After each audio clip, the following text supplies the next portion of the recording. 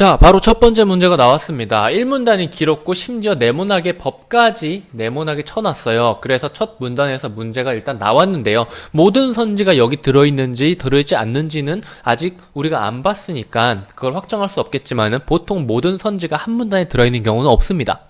그리고 어렵게 나온다면은 앞에서 몇 개의 선지가 있고 뒷부분에서 정답 선지가 나오게 돼요. 이것도 그런지 한번 볼게요. 자, 문제가 발생하는 것을 예방하기 위해 사회 구성원의 의사를 반영하게 만든다. 읽어볼게요.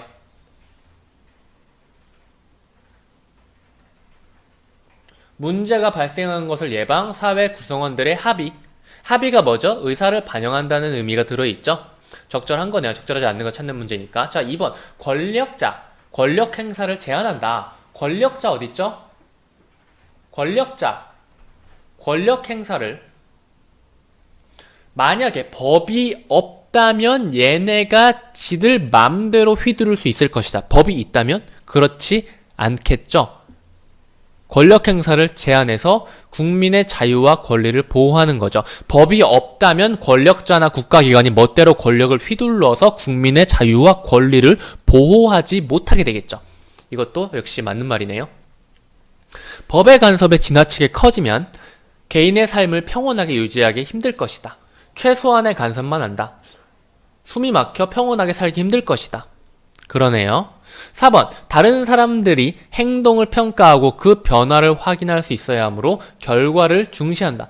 행동의 결과를 중시한다. 다른 사람이 행동을 평가할 수 있고 그 변화도 확인할 수 있어야 하기 때문이다. 그럼 답은 5번이네요. 목적이 공익과 무관하더라도 자, 강제성은 공공의 이익을 실현하기 위해서 사회 구성원들이 동의할 때만 발휘될 수 있다. 이 둘 다 포함이 되어야죠. 이제 이 문제를 통해서 실제로 이렇게 보면서 모든 선지가 전부 다 한 문단에 있었어요. 왜냐하면 이 문단이 길었기 때문에 그러고 이 문제는 엄청 쉬운 문제라는 거죠. 아, 이게 아니라면은 여기나 여기에서 하나에서 두 가지 정도의 선지가 있고 거기에서 답이 있으면은 어려운 문제가 되는 겁니다. 이걸 다시 정리를 해볼게요. 이제는 문제를 먼저 보고 풀었는데 지문을 먼저 보고 푸는 경우가 또 있거든요. 지문을 먼저 보고 푸는 경우 여러분들이 어떤 식으로 체크를 해주셨어야 됐냐면은 자, 이 법이라고 한다. 이 법의 특징이 있죠.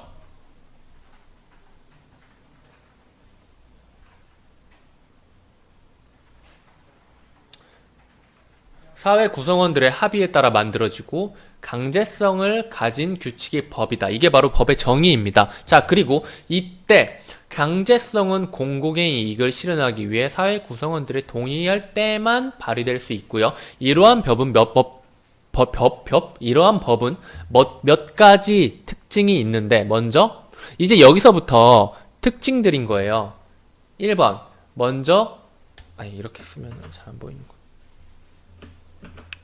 1번 먼저 법은 행동의 결과를 중시한다. 그리고 설명이 있고요. 2번 법은 국민의 자유와 권리를 보호한다. 마지막으로 법은 최소한의 간섭만 한다. 이렇게 세 가지 먼저 그리고 마지막으로 이렇게 이어지는 세 가지 특징이 있고 그 다음에 이 두 가지가 법의 정의이자 법의 또 특징이라고 말을 할 수가 있겠죠. 그래서 중요한 부분은 이렇게 5개 정도가 되겠습니다.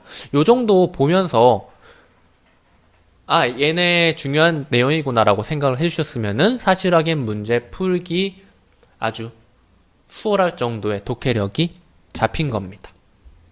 여기까지 할게요.